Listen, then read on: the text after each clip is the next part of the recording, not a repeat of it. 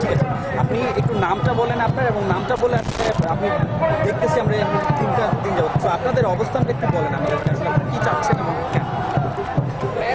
আমার নাম লাকি আক্তার। আমি বাংলাদেশ ছাত্র ইউনিয়ন কেন্দ্রীয় কমিটির সমাজ কল্যাণ ও পরিবেশ বিষয়ক সম্পাদক।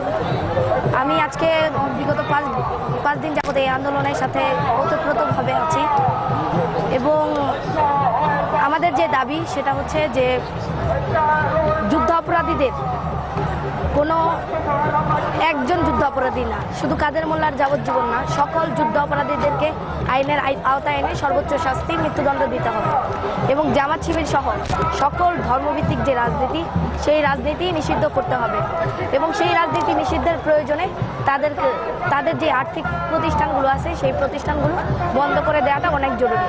এবং ধর্মভিত্তিক এই যে আজকে আপনার ট্রাইব্যুনালে যেই আপনার অবস্থানটা দেখেছেন যে একটা পক্ষই শুধু আপিল করতে পারবে, কিন্তু আমাদের যে দাবি বাদী এবং বিবাদী দুইটা পক্ষেরই সমান আপিল করার সুযোগ থাকতে হবে, সেটা প্রয়োজনে সংসদ অধিবেশনে সেটা সংশোধিত হয়ে সেই আইনটা বাস্তবায়ন করতে হবে।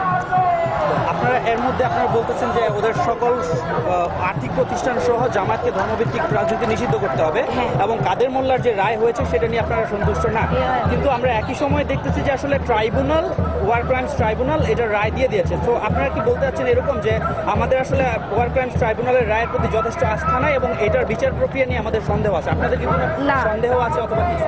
এই জায়গায় আমাদের স্পষ্ট বক্তব্য হচ্ছে ট্রাইব্যুনালের প্রতি আমাদের সর্বোচ্চ আস্থা আছে, কিন্তু এই যে রায় সেই রায়টা হচ্ছে যেই রায়টা দেওয়া হয়েছে সেই রায়টা হচ্ছে আমরা প্রত্যাখ্যান করি, কারণ এর আগের যে রায়টা হয়েছে বাচ্চু রাজাকারের বিরুদ্ধে সেই রায়টা সম্পূর্ণ যৌক্তিক ছিল, তার যে ফাঁসির রায়, সেই জায়গা থেকে যদি কাদের মোল্লার রায় এইরকম হয়ে থাকে সেই ক্ষেত্রে সংশোধন করাটা অনেক বেশি প্রয়োজনীয় আর কি, তার যে রায় হয়েছে সেই রায়টা। তবে ট্রাইব্যুনাল বাতিল নয়, তবে সংশোধন করতে হবে, আইন সংশোধন করে সেটা হচ্ছে এর বাস্তবায়ন করতে হবে। আমরা ইতিমধ্যে দেখেছি এখানে হাসান মাহমুদ খন্দকার, হাসানুল হক ইনু সহ আরও আওয়ামী লীগের উচ্চ পর্যায়ের নেতৃবৃন্দ আসছেন এখানে এবং এসে বক্তৃতা রাখার চেষ্টা করছেন।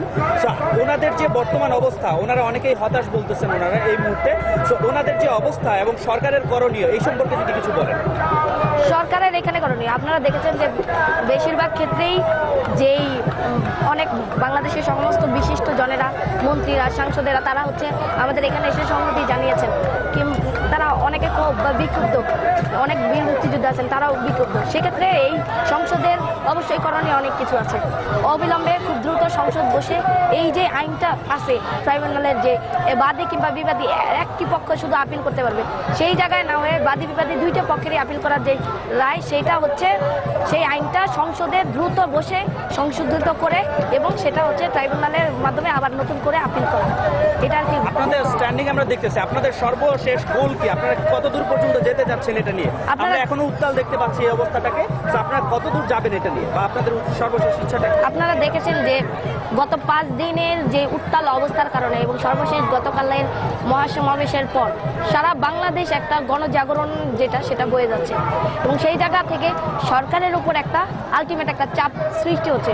সরকারের উপর যেহেতু যারা গভর্নমেন্টে আছে সেই ক্ষেত্রে তার চাপ প্রয়োগ করাটা অনেক বেশি সহজ, সেই জায়গা থেকে আমরা চাপ প্রয়োগ করে যাব এবং কন্টিনিউয়াস যদি এভাবে রাজপথে আমরা থাকতে থাকি সরকারের উপর ব্যাপক চাপ পড়বে এবং তারা আমাদের যে আইন সংসদে তারা হচ্ছে সেটা উপস্থাপন করবে এবং সেই যেই আইনটা সংশোধন করবে এবং ট্রাইব্যুনাল সেটা বাস্তবায়ন করবে। এবং জনতার যে রায়, জনতার এখানে আরেকটা জিনিস বলে রাখা খুব গুরুত্বপূর্ণ যে বাদী বিবাদী পক্ষের চেয়ে আমরা 30 লাখ শহীদের পক্ষে 16 কোটি জনতা, আজকে এই যে লাখ লাখ মানুষ সারা বাংলাদেশে মুক্তিযুদ্ধের পক্ষের যে জনতা তারা হচ্ছে আমরা একাত্ম হয়েছি, সেই জায়গায় হচ্ছে আমাদের একটা পক্ষ যুদ্ধাপরাধীদের আরেকটা পক্ষ, এইভাবে হচ্ছে এই জিনিসটাকে বিবেচনা করাটা অনেক বেশি যৌক্তিক।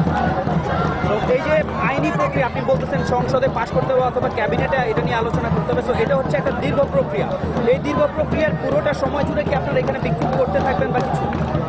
এটা মোটেও কোনো দীর্ঘ প্রক্রিয়ার কোনো অন্তর্ভুক্ত না। আপনি জানেন যে কোনো জরুরি দেশে যদি কোনো জরুরি অবস্থা হয় সেক্ষেত্রে জরুরি অবস্থা নিরসনের জন্য আমাদের জাতীয় সংসদ আছে।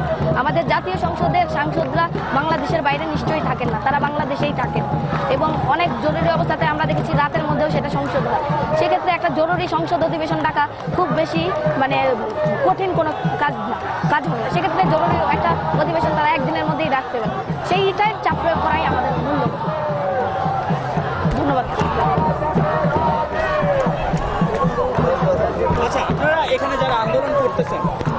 করতেছেন, এর বাইরে যারা আছেন তাদের উদ্দেশ্যে যদি আপনি কিছু বলতে চান, তারা অংশগ্রহণ করবে কি করবে না, বা আপনার উদ্দেশ্যে আপনি যদি কিছু বলেন। এই যে দাবি, মুক্তিযুদ্ধ ছিল, ৭১ ছিল, একটা রাজনৈতিক আন্দোলন, কিন্তু সেটা আপামর জনসাধারণের একটা রাজনৈতিক আন্দোলন।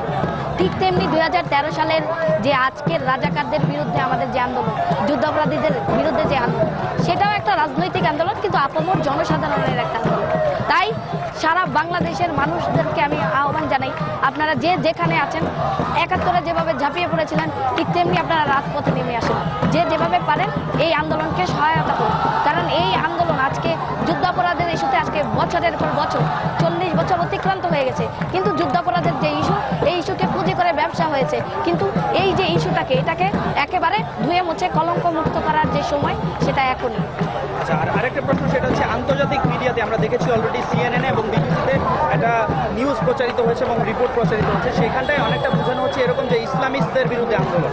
আপনি এই ব্যাপারটা আন্তর্জাতিক মিডিয়ার যে এখন একটা বাস্তব অবস্থা, ওনাদের যে একটা অবস্থান নিয়েছেন যে ইসলামিস্টদের বিরুদ্ধে আন্দোলন, এটা যদি একটু পরিষ্কার করতেন, আপনি আসলে আপনারা কাদের বিরুদ্ধে মিললেন? এখানে আমরা কিন্তু কোনো, আপনারা দেখেছেন আমাদের যে মিছিল, আমাদের মিছিলে অসংখ্য বোরকা পরা মহিলা এসে মুষ্টিবদ্ধ হাতে স্লোগান ধরেছে। আমাদের এই মিছিলে অসংখ্য টুপি পরা মানুষ, তারা হচ্ছে ধর্মপ্রাণ মানুষ, তারা হচ্ছে আমাদের এই আন্দোলনে সামিল হয়েছে। সুতরাং বুঝতে হবে, এটা কোনো ধর্মের প্রতি কোনো আন্দোলন না, ধর্মের সাথে আমাদের কোনো ন্যূনতম কোনো বিরোধ নাই। সেই জায়গায় এই যে আন্দোলন, সেটা হচ্ছে ধর্ম যার যার, কিন্তু রাষ্ট্র সবার, এবং সেই দাবিতে এটা একটা জাতীয়তাবাদী ইস্যুতে একটা আন্দোলন। এই আন্দোলনের দল, মত, ধর্ম, বর্ণ নির্বিশেষে সবাই অংশগ্রহণ করবে। সেই জায়গায় কোনো ধর্মের সাথে আমাদের কোনো বিরোধ নেই। সেই জায়গায় আজকে জামাত শিবিরের বিরুদ্ধে যদি কোনো কেউ আমাদেরকে অপপ্রচার, এই আন্দোলনকে বানচালের জন্য অনেকে অনেক অপপ্রচার চালাচ্ছেন, সেই জায়গায় আমি বলবো যে আন্তর্জাতিক মিডিয়া, আপনারা সঠিকভাবে এই ইতিহাস, মানে আমাদের যে আন্দোলন, সেই আন্দোলনকে ধারণ করুন। আমাদের যে মূল লক্ষ্য কোনো ধর্মের বিরুদ্ধে না, আমাদের লক্ষ্য একটা জাতীয়তাবাদী ইস্যু, সেটা হচ্ছে যুদ্ধাপরাধীদের ফাঁসি। যুদ্ধাপরাধীদের ফাঁসির ইস্যুতেই আমাদের লক্ষ্য, এখানে কোনো ধর্মের কোনো কিছু যুক্ত না।